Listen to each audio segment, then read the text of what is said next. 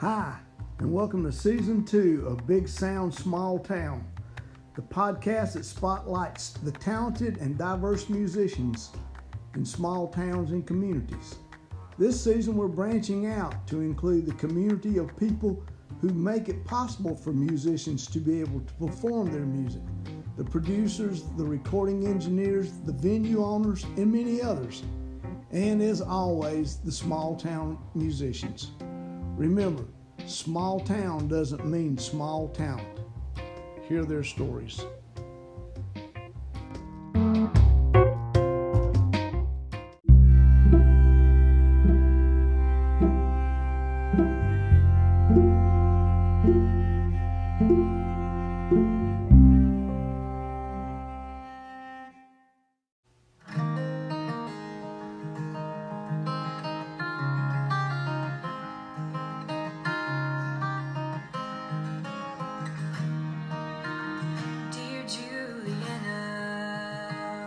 Welcome to this big world. I'm so glad the Lord made you our baby girl. You're such a pretty thing, and your smile warms my heart.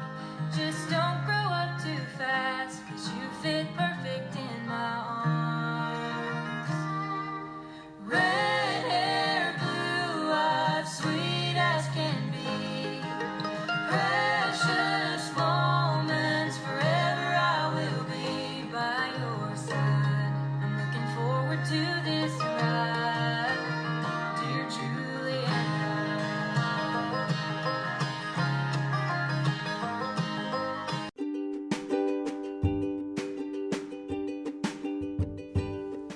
You just heard a piece of the song Juliana, which Carley Arrowood has climbing up the Bluegrass charts at the moment. She and Daniel have been the first people to have their podcast put up during what I've come to call the isolation sessions or the quarantine tapes.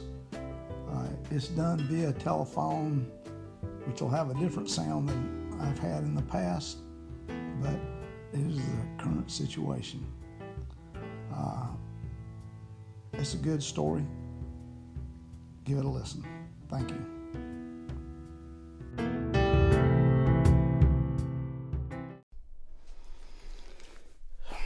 Today, Big Sound Small Town is coming to you from parts unknown in what is come to be dubbed as the isolation sessions, or even the COVID-19 sessions. And my guests today are Bluegrass singer-songwriters, multi-instrumentalists, Carley Arrowood and Daniel Thrailkill. Welcome to the show, guys. Thank you for having us. Yes, thanks so much. We're All right. happy to be here. Well, let's start this. Where are you guys at today? Well, I am sitting at a convenience store because my house out in the country doesn't have a good enough signal to do this. So Okay. I drove about 12 miles down to the convenience store to get a good signal. See, people like to know that, you know. All right, Daniel, where are you at? I'm sitting in my bedroom. Okay, that's good. That's good. In Mount Olive, North Carolina. Okay. It's a beautiful day, and I'm pretty comfortable right now. So Well, that's it's good. That's good. All right. So what's the latest news you have about your music? Wow. Oh, yeah. Well, we've been doing a lot from home. Yeah. As a lot of musicians are these days, it seems like. We actually just did a little a cappella video together since we're not able to get up and practice and play together. Right. We did a song for Easter over the a cappella app. So Daniel recorded his part first, and then I went back and did mine after he sent it to me. So that was pretty interesting. It was a different experience that I've never experienced quite like anything like that in my life. But I do. Yeah, we probably need to talk about that because there is a lot of that going on. Actually, my own band has done it, and it was kind of a disaster the first round. So, you know, that's what we thought at first as well. And we had a little syncing problem, but or a little delay actually. So, but you know, we worked it out. So It's yeah, tough. It took us a little bit to get it dialed in, but we were pretty pleased with it. I've seen it. It is good. So that is something new we're all having to learn right now. I mean, that's right. Yes. It's and then I just released a single. My debut single came out a little over a month ago. So we've been trying to get people to hear it on Spotify and Apple Music and stuff. So it's been good. It's been an experience too.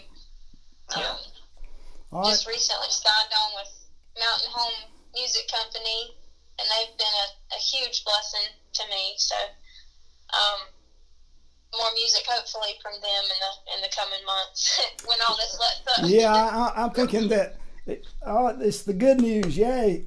I got a recording contract. We love the good news. Yep. The bad news is I can't go. But, you know, what I mean, we'll look at the bright side is that when things clear up, we got a lot to look forward to. That's right. Yeah.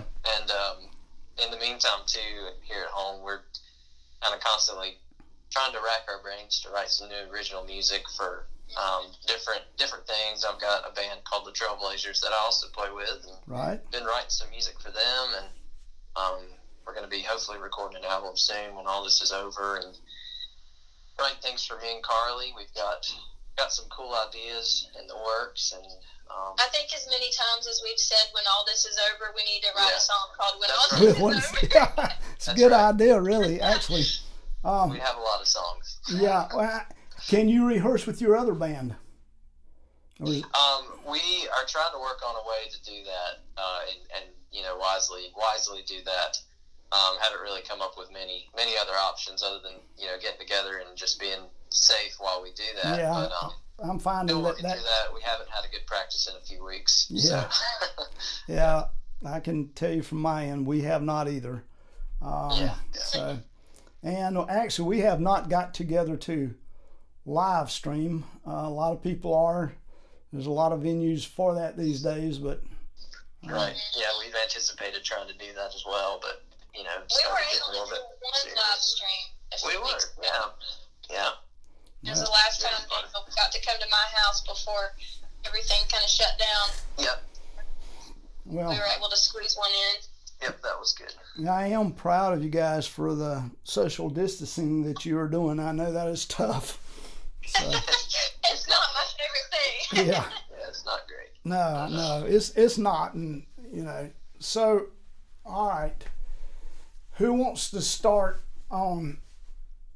It's obvious to people who are listening to this, and we'll have stuff to back this up with your music. And we have something special coming out too, a project. Yes. And they'll get to see you live play your songs. But now, you guys are fabulous musicians. But how did you get there? I mean, okay, let everyone know. Well, I don't know if this is so good or not. If you want to tell the people how old you are, this would be a great time. Okay, that's good. I will say that I am the younger of the two of us. Okay. Not by much, so. Not well. I mean, speak for yourself, honey. I will tell you these people are very young. So I'm going to be turning 23 in a few weeks, and at the end of April, Carley's going to be. This is your 24th year in this world, isn't it, honey? In September, I'll be 24. Yes, that's right. That's great. And I started playing guitar when I was about, I would say 12 years old, but my mom and dad encouraged us to take piano lessons, and I took piano from, I don't know, maybe from the age of 6 or 7 to about 12 years old. And I didn't love lessons. I didn't enjoy it as I probably would now, but it really laid a good foundation for guitar. I really took a liking to guitar around 12, 13, 14, and started taking from a guy in Statesville, North Carolina, named John Marler, and he kind of got me loving bluegrass and loving Tony Rice and a bunch of flat pickers and things like that. So that's really where a lot of my musical journey began. I started singing lots of hymns in church, and my mom always had us singing hymns every morning. We were homeschooled, and we would sing hymns in different part harmony and stuff like that in the mornings, and it was a really fun time. Oh, so you learned harmony at an early age, right? Yeah, absolutely. I see. That's kind of where it began for me. Well, now, That's cute. is anyone else in your family musical? My mother plays piano very well, and she sings very well. Dad had the first guitar that I ever played, and he plays chords and strums, and that's okay. Kind of made a way for that to happen. Right. So oh yeah. That's the extent of it right there. Okay. My grandmother played piano as well, which she was very good at it. Okay. And so it sounds like you had parental support with your music. Oh yes, always. That's always. great. Just very encouraging of this, and supportive, and it's just been a blessing. So. At what kind of age? Well, let me back this up. Now, you at some point you took and put this in a band, right? Yes, absolutely. Absolutely. I mean, you took lessons and you decided, I need a bluegrass band. Right. As everybody says that too. So I mean, what kind of steps did you take towards that? So when I started taking guitar lessons from John Marler, there was a buddy in church named John Lee who was taking banjo lessons from the same fella. So we ended up, our church's name is Back Creek Presbyterian Church, and we decided to form a band at the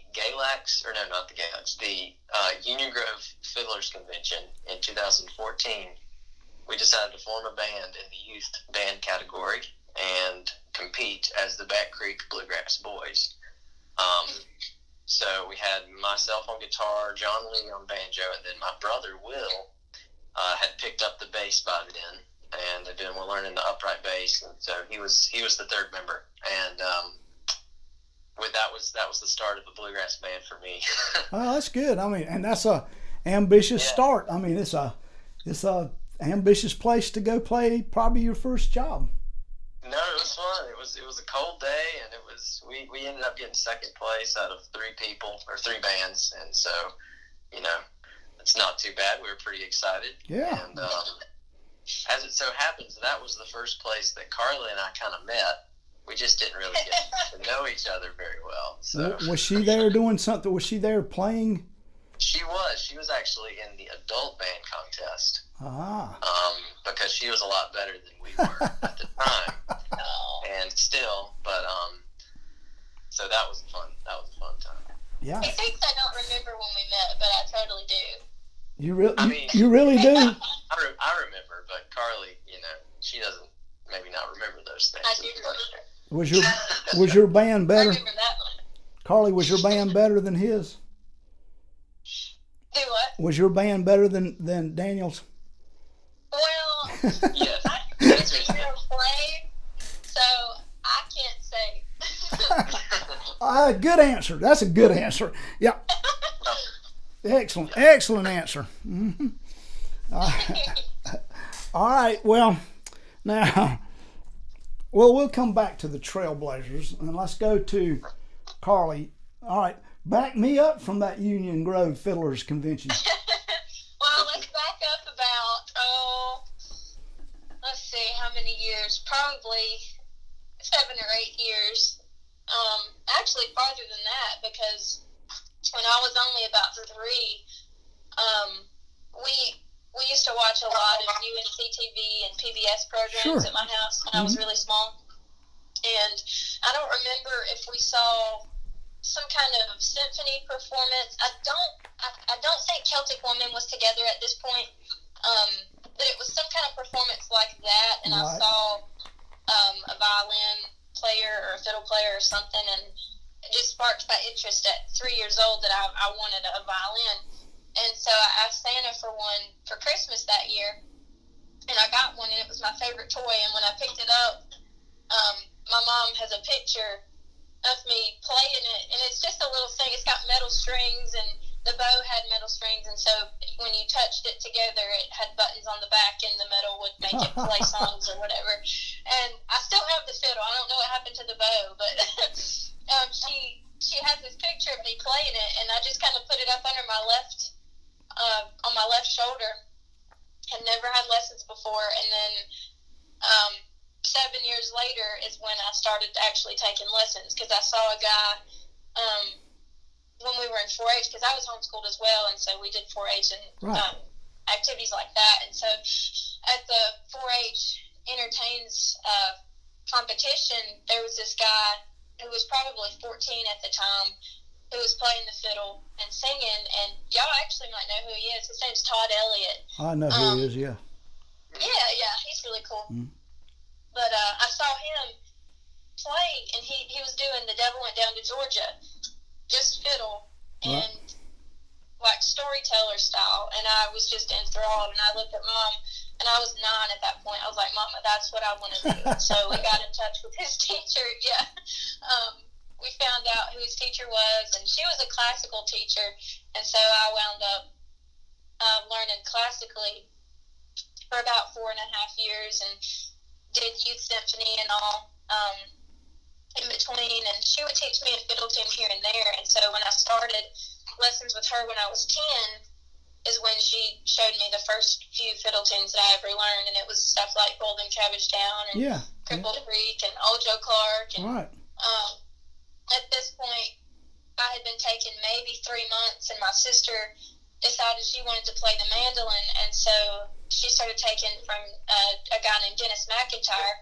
who lives right close to where I live, and we would go over to his pick shack on Monday nights, and she would have her mandolin lesson, and then he found out I was taking fiddle, and he's the one that kind of put our first little band together, and so we called ourselves Carolina Jasmine. It was me and my sister and our cousin Katie playing the bass, and eventually we added 2 more members and played together about 4 or 5 years, and we went to Fiddler's Grove in 2010 and competed in the junior bluegrass band category and wound up winning. And I think we did like Orange Blossom Special and what was it? Maybe Down to the River to Pray. That was a song that we always liked to sing. And turns out we were the first all-female band to win that title in the festivals. I guess back then it would have been 85, 86 years. But they had never had an all-female band to win before, so that was really cool for us. That is really cool. A bunch of little girls. Yeah, I mean, that's really cool. I agree. Yeah, it was. So during this time, I guess during this time you were continuing your violin lessons. Yes, I was. I was doing youth symphony in Hendersonville, North Carolina. Okay. And so we would travel to Hendersonville once a week, and we had a couple of days every week that we just dedicated to music. Right. And then got to where I started taking banjo lessons from Kristen Scott Benson. Sure. And my sister was taking mandolin from her husband Wayne at that time. And so we had about 3 days a week that we were just dedicating to music lessons and running up and down the roads. And my mom and dad were so gracious to do that for us. And it just, I mean, you don't know at that age when you're like 13 or 14, you don't realize what your parents do. True. And then looking back, it's like, I don't know how you put up with us for that long taking music. Oh, I know. Taking on a banjo and a mandolin. At least you weren't drummers. So. That's true. Yes. Yeah. That is true. So. But, I don't know, banjo or drum, I don't know. Yeah, I mean, both of them can be. I agree totally. Yeah. I mean. But, then as we got older, I kind of had to let the classical stuff go because I never really learned how to sight read, and that kind of became a problem. And I was learning how to improvise my own breaks at that point, and that's what you do in bluegrass is you just hear it and you come up with it on the spot, and that's kind of what I was better at, instead of just trying to read something. And so my sister Autumn and I found some other local musicians and started a band called Most Wanted Bluegrass, and we wanted to be kind of like bluegrass outlaws, I guess. I don't know. That was fun for about 4 years, and we all kind of went our separate ways. We did a lot of fiddlers conventions too, and won several of those, and got to play at Dollywood, places like that. So that was really fun growing up. I mean, okay, outside of the band, did you? Could say they got to do that as a 14, 15-year-old. Oh, I agree. Who's still in high school, so that was really cool to get to do, especially with my sister. Oh yeah, I'm sure that would be. Now let me ask you. At some point, did you enter just with bands, or did you ever enter as a fiddler? I did. Usually, whenever we entered as a band, I also entered as a fiddler. Right. Yeah. Because I've noticed that. I mean, you have some fiddle contest arrangements. I have noticed. I've got a couple. I wouldn't call myself a contest fiddler just because I spend a lot of time on the road, and like after Most Wanted, I went on the road with Darren and Brooke Aldridge, right. And a lot of that was just, you hear it and you learn it, and yeah, you can listen to what the previous fiddler did, but at some point you have to come up with what you are going to do on your own, and so that's kind of mostly what my style is not technically like contest fiddling. I've got a couple of tunes I do that way, but most of my time was spent just kind of learning how to improvise. Right. So. Well, that's okay. You brought it up. So you're playing. So how did actually the Brooke and Darren deal come about? So we actually played the same festival Most Wanted did and Darren and Brooke did, and it was actually in my hometown of Union Mills. And I think that was the point where Becky Buller was starting to do her own thing. Right. And they were looking for somebody to kind of fill in until she kind of got on her feet a little bit. Right. And I was 17 at the time, and my mom and Darren swapped phone numbers, and he called her the next week and said, "We got a church gig and Becky can't make it. Does Carley want to try?" And I was like, "Well, sure." So he sent me a bunch of tunes to learn, and that was the first time I filled in. And I filled in a few times that summer before they hired me on as a full-time member. So that was a cool experience. Yes, that is. We're going to take a break, and then we'll talk about that a little more. All right.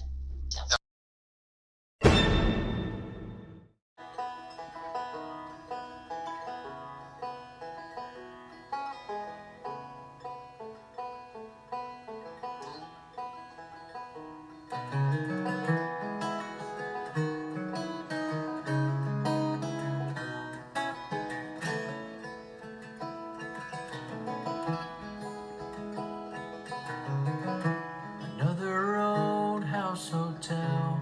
Hope I don't have a lonely spell when I think of you. It's been a year since I left that little town where we met. I wish I was there.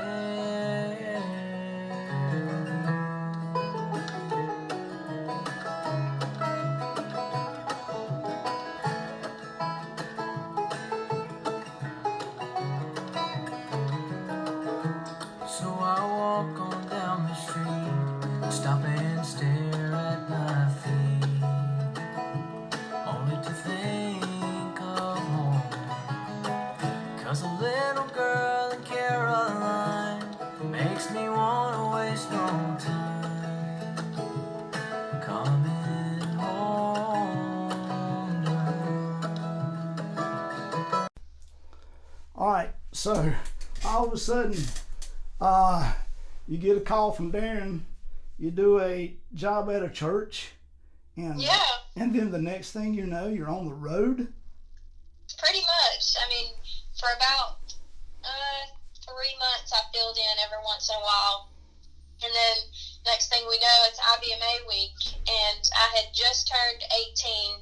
And the day after I turned 18, we're going full force at IBMA. And then I was the new member. So that's kind of how that happened. Wow. Now, yeah, it was really cool. That has taken you a lot of places, I guess, that had you even given any thought as to what was going to happen when you took this job? I mean, did you realize where it was going? I don't think I did at the time, no.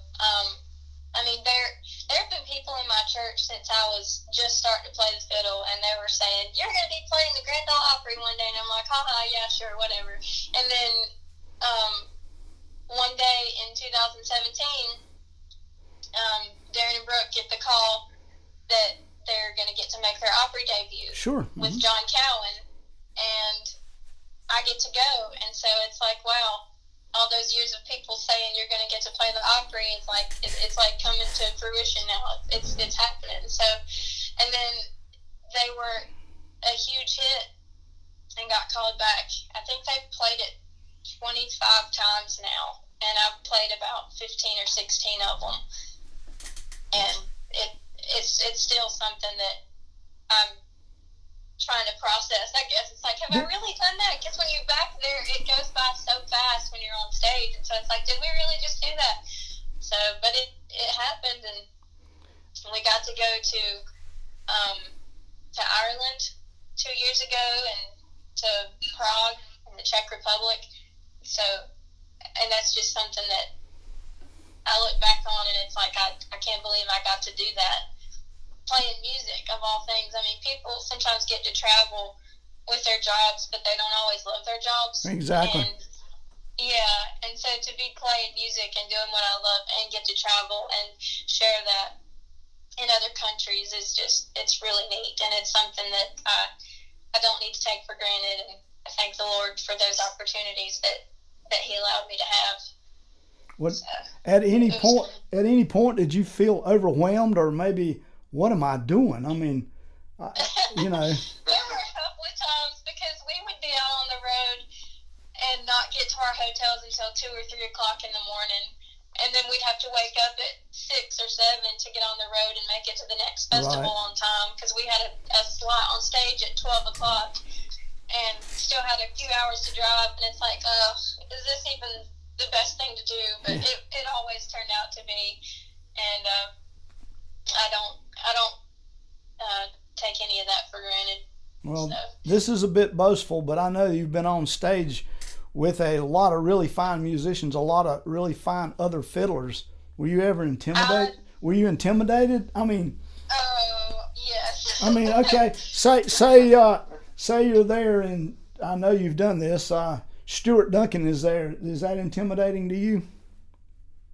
It is. It really is. I mean, he's such a phenomenal player, and no doubt. I try not to think, because I don't know, I don't like when people put me on a pedestal, and I try not to do that with certain people, but that's great. I just freak out and I can't help it. So I mean, I do understand that. I mean, you look over there and you're fine, and then all of a sudden you go, oh, that's Mark O'Connor. Oh yeah, and I'm playing fiddle. Yeah. So. Well, even people who are not fiddle players. I mean, like, we have shared the Opry stage with Scott Vestal before. Yeah, Scott. Sutton. Yeah. And it's just like, are you kidding me? Yeah. Like, these are things that I thought about, maybe as a teenager, but not getting to do, and it's like happening in front of my face, and I'm like, okay, this is crazy. And at one point, we actually played at the Station Inn, and I don't think I was supposed to get on stage, but because it was more like a Darren and Brooke duo thing, I think, if I'm remembering correctly, but I did, and Janae Fleener was there, and I didn't know who she was at the time, right? Because I don't listen to like too much country music, but she was there, and I found out later, oh, she's Blake Shelton's fiddle player. What? I was on stage with Blake Shelton's fiddle player. And she was just as sweet as she could be. And so we got to do a couple of cruises, country music cruises, and she was there. And she's one of the sweetest people I've ever met. And she's just so down to earth. And so it's hard to be intimidated by somebody like that. Like, True, yes, yeah. she's amazing in her own right, but you know, just that down to earth attitude is what does it for me. And I still can't believe that I can call Janae Fleener a friend, and John Cowan and Jimmy Fortune, and they're all just so down to earth. It's like you would never know what they've done as a musician. You know, if you didn't know, or if you didn't know music, you would not Right. know. True. Because of their humble attitudes. And that's something I really aspire to be, is, you know, have that kind of same attitude as Sure. they do. People like that really show you how to act. They do. They do. as a musician. And Being around musicians a long time, and a lot of different ones at a lot of different levels, you do know the ones, you do appreciate the ones that are that way, particularly when you come across the ones that aren't. So, you know, I mean, you realize that, wow, they're that talented and nice too. So, I mean, so that really is. Also, I got to ask you, did she wear fringes everywhere? Oh, absolutely. I just had to know if she wore them off stage and everywhere. Yeah, as far as I know. I mean, I'm sure she definitely did. That's just her style. I know. And it fits her so well. It does. Big red glasses too. I mean, did she wear those too? Most of the time, yeah. Well, that's just something that probably interests no one but me, but you know. All right, Daniel, we've got you up and playing bluegrass. So what happens? Yes. What happens? You know, or do you continue your education? Do you decide I'm going to be a full-time musician? What happens? Well, it's you know, saying it's kind of crazy, just trying to kind of know what the right thing to do is. I really want to do music for a living at that point, and really kind of make a dream come true in some aspects. And so I do, around the age of 16 to maybe 18, I'm finishing up school. I'm homeschooled and finishing that up, and pursuing music Right. as much as I can with our little band, the Back Creek Bluegrass Boys. And I got to play at some cool places and for some cool people. And then around 18, somewhere around there, start making music with the Trailblazers. Yeah. And we formed in early 2016. And so lots of really cool things happening with that. All the while I'm doing, kind of in school and starting college, and working towards a associate's in arts degree at the time. And our first few gigs were really crazy. And within our first 4 shows, we opened for Blue Highway in Charlotte, and then we opened for Ricky Skaggs in Charlotte as well. And that was just a crazy experience. Yeah, I'm sure it was. We didn't Yes. think would happen. We were like, okay, we've peaked. We're done. we can't do any better than this.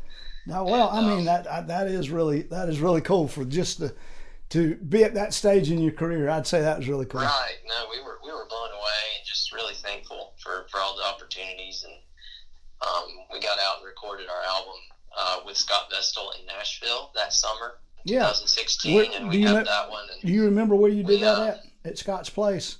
Is that where you did it? Yeah, we did it at Scott's Place out in Goodlettsville. Yeah. And took a couple days and did it. And it was a great experience. We're hoping to get back into the studio this summer, like I said. And so it's been kind of a drought, musical drought for us. Oh, just creating new music, but we've been playing a good bit and trying to get our music out. And we've been blessed to play in some really, really awesome places and meet some really awesome people. So. Well, I have seen the Tony Rice influence on your playing.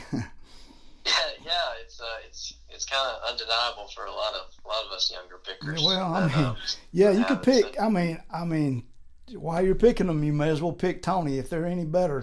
Mine as well. So. You ever actually met Tony? I never have. Really haven't opportunity to. But I think that's a little harder to do these days anyway. Yeah. I don't think it's quite as easy as it used to be. I don't believe so. But, lots of influence from fellow players. Brian Sutton, I took some online lessons with Brian Sutton. Brian's over fabulous. Artist Works for a bit, and that was a very good experience. Got to know him pretty well, and just trying to learn from the best. And that's those are awfully good players. Absolutely. Now, I think they favor each other, don't you? They do. Yes. I've looked at the videos too. Of course, when you guys did our show, he was sitting down, but when you stand him up, he even has some of the mannerisms. So, although I hope he takes better care of his voice. I'll do my best. I try. Tony is a fabulous story in himself. It is. Yeah. So it's okay. Now tell me about the two of you guys in your music. I mean, tell me what's the vision and the goal here. We've okay. Pressed that question a good bit lately. Yeah. Hadn't we? We have. So we've really been blessed to kind of have a very similar vision with our music, and we're pretty excited about things to come, but we aren't really looking to do we are trying to do kind of a duo thing. Yeah, but we really are thankful that we can also both play, proficiently and sing proficiently together. Right. Which we believe is something that, is a little bit different. You usually have maybe two singers that don't maybe play lead, or lead players that might not sing, but we're excited that we can bring both things to the table. I mean, you have strong vocals and strong instrumental abilities without a doubt, and versatility too. I mean, so. And it's really neat because our voices are kind of not necessarily the same range, but they're very close. They are close, and like with that a cappella video I was telling you about that we did, we were trying to decide over text, like what key are we going to do this in, and I started singing it in B, and I know that Daniel, it would probably be too high for him, and I was like, well, what if you start singing it like out of the F sharp? And I was like, I think I can hear you singing it that way. And so it's just neat how our voices work in that sense, so where we can modulate and still be able to sing harmony to each other without, one straining or one singing too low or one singing too high. Yep. I thought for the show that you guys did for us, I thought you had everything, and this is a professional thing. I know that people do not understand a lot, but I thought you guys had your songs in the right key. Now I know that seems like something minor, but lots of singers don't sing the songs in that right key for them. I mean, particularly two people. So that's a little touch and go to find the one that works, and you guys have done that well. It allows a lot of creativity, to kind of work, like arrange a song a little bit differently depending on how we want to sing it. If we want to change key, we can change the key. Right. Try to hopefully make it, too choppy or something like that. But so there's a lot allowed that allows for some creativity.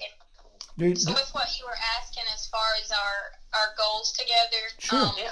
I think we're kind of at a point where it feels like a transitional stage, because I just signed on with Mountain Home, and the goal, I guess, was to eventually play together, but for now, I'm not playing with Darren and Brooke anymore, and then Daniel's still playing with the Trailblazers, and I'm trying to get my own thing started. So it's like, how do you mix that up together? And so that's something that we talk about, and it's like, well, can we do this gig together? And people have asked us to play at their weddings and stuff like that, and events.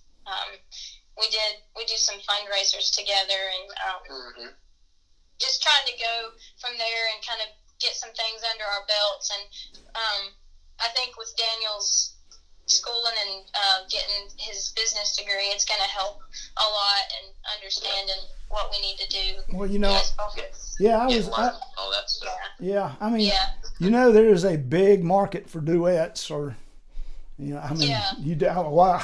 Yeah, I forgot what you just did for a living for a few years, but there is. I mean, you know, that is, there's plenty of room in that market also. So.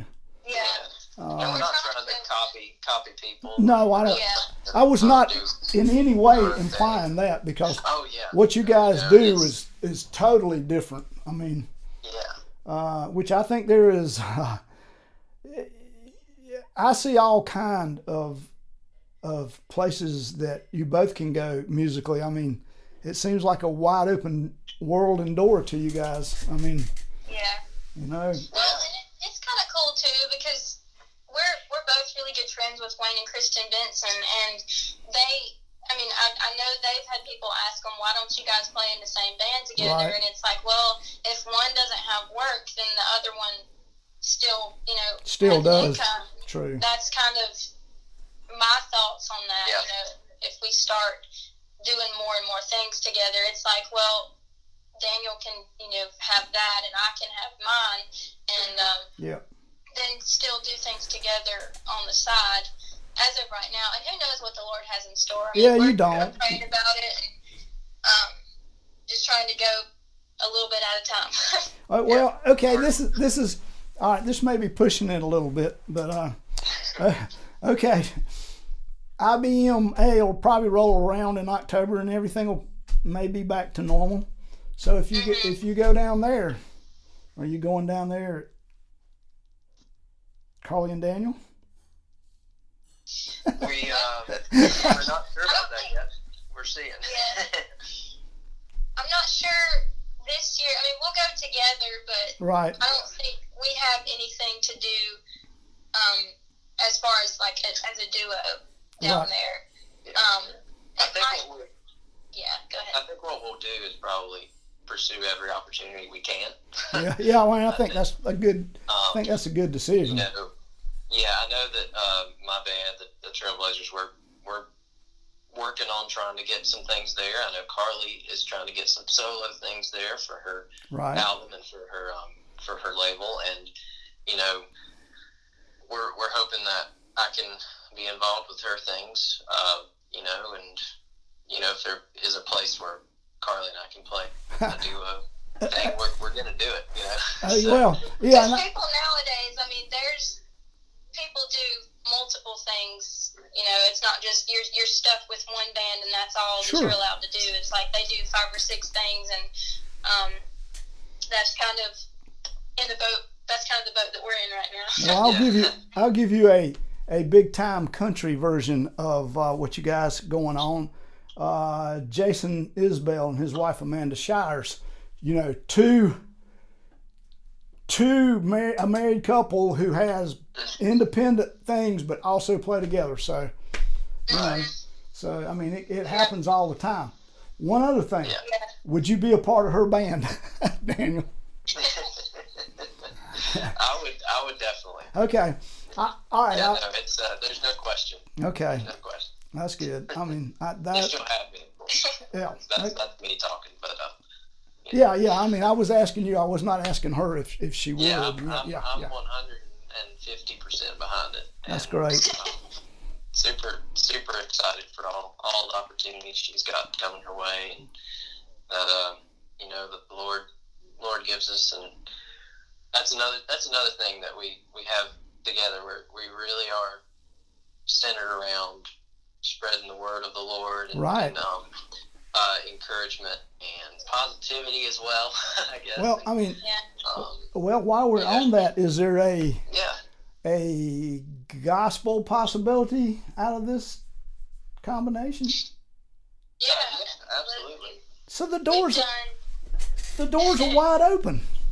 It is. A couple years ago, we got asked to come be a part of a pre-concert that Faith Fest was having in North Wilkesboro, and that's like a huge Christian music festival that happens every year. I think it's relatively new, but a couple of years ago is when they started doing the pre-concert just to kind of get things excited and wrapped up for the weekend. But they asked the two of us to come and play some gospel music and some Christian music for that, and that was really neat to be a part of that lineup.